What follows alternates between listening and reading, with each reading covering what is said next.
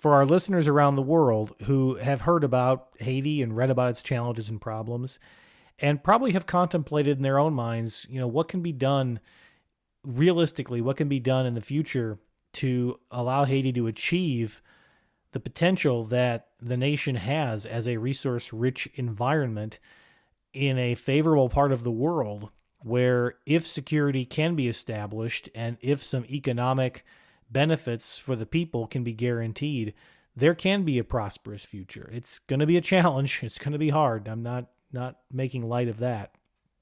But there's one thing that Fritznel said in there that dates all the way back to the beginning of the modern history of Haiti, and that is the concept of a nation that's viewed as an equal and a peer and an independent, respected nation of its own right.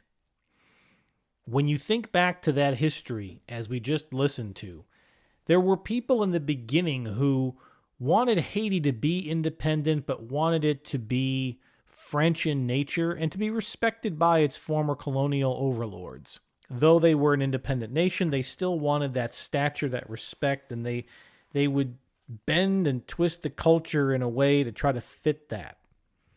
And over the 200 plus years since independence, there's been a push and a pull about what Haiti wanted its identity to be. But the important factor for its future, and perhaps the key challenge to its past, has been that the nations of the world have never viewed Haiti as a peer, as an equal. And so if you don't view a nation with that level of respect, that it is one of the nations that make up the community of nations in the world, that it should be viewed with its sovereignty and its territorial integrity and its autonomy to make decisions for itself, held up as basic standards, that trade relationships, though they will often favor the larger power, should still be conducted in a fair and equitable and reasonable way.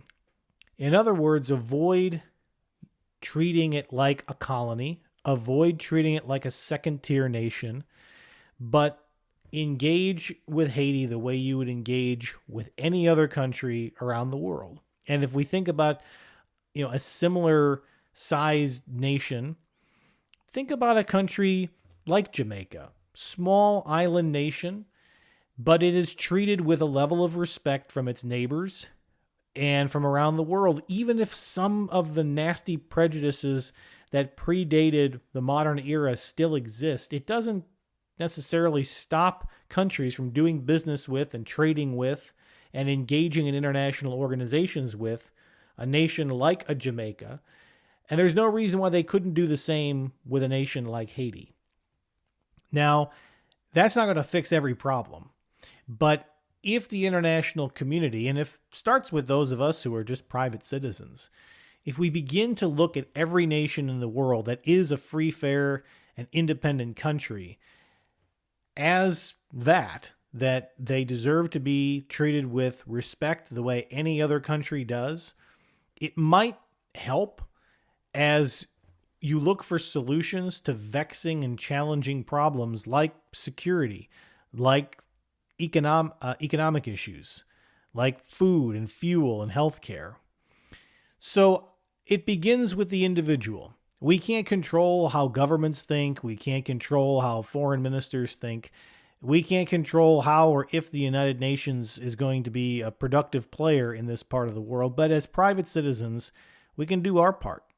Let's begin with our own thought processes and how we look at these countries and view them with the same level of respect as we would any other.